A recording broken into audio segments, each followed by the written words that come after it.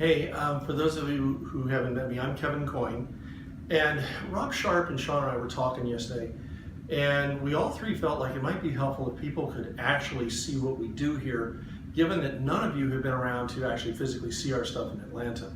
So what I thought I'd do is I'd take you on a tour of how we go through our process in simplified form, of course, and also let you meet a number of the 12 employees who work for us here. The process starts here. We keep our stem cell lines cryogenically frozen in this dewar. There's actually in there about 30 stem cell lines right now. We have between 20 and 30 vials of each of them.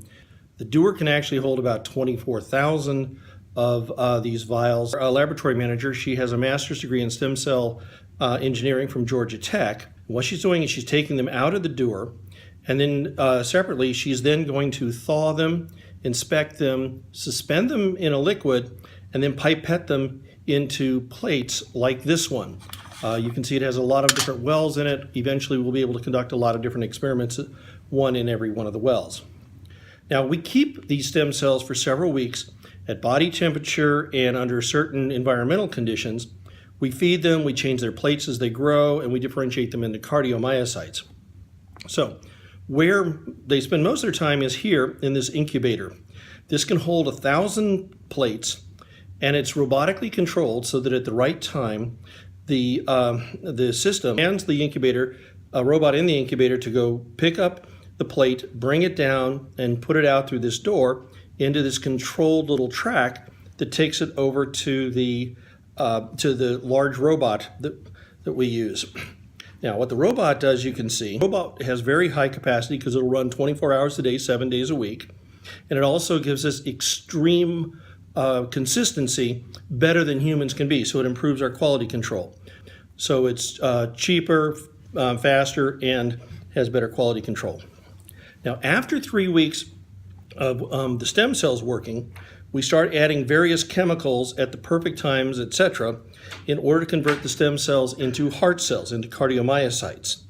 Now, that process is going to take about 4 weeks to complete, but we're going to show you we can break it into parts to make it more efficient.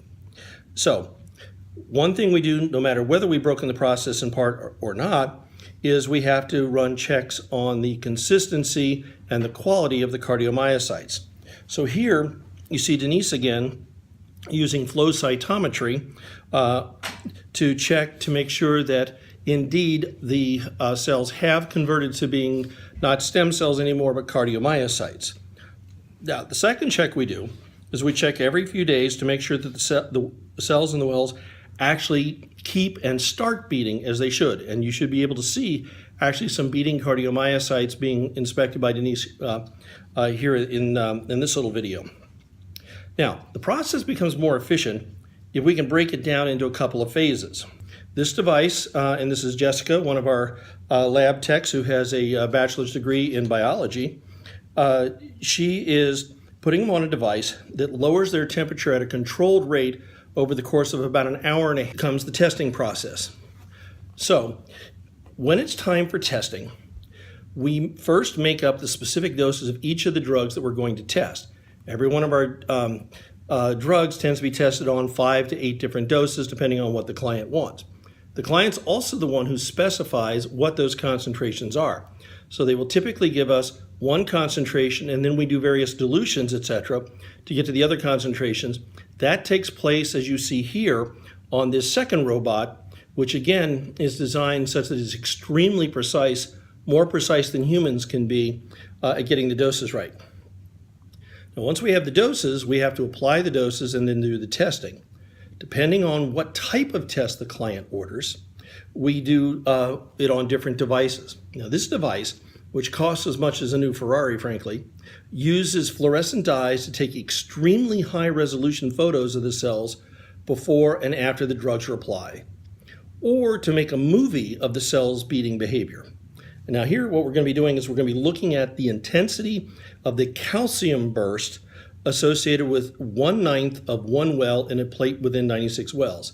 I hope you can actually see how the calcium intensity on the various cells lights up as we go. Now, we quantitatively analyze every one of these movies to obtain the data on things such as how quickly the cells beat, how strongly they beat, how the pattern of intensity varies at different points during a single heartbeat. But the amount of data that requires is staggering, and the amount of quality control analysis is also staggering. So to give you an example, to test a single compound, we test 16 donors of people times 8 different doses of that same compound times 5 separate wells, which are called replicates, times 9 separate parts of each well, and we have to do all that twice, so as a quality control measure. So to do a single test for a client requires the creation of 11,500 separate movies of these cells that are then all quantitatively analyzed. Now, each movie actually consists of 25 frames a second of photographs and 25 seconds of that filming, times 500,000 pixels that have to be analyzed per frame. So that means there are 300 million pixels per movie times 11,500 movies. That's what it takes. Now what that means is we have an enormous set of algorithms and statistical quality control programs that we use to analyze all that, and that's why we have this huge data analytical capability, massive databases, and programming geniuses like Alexander you see here.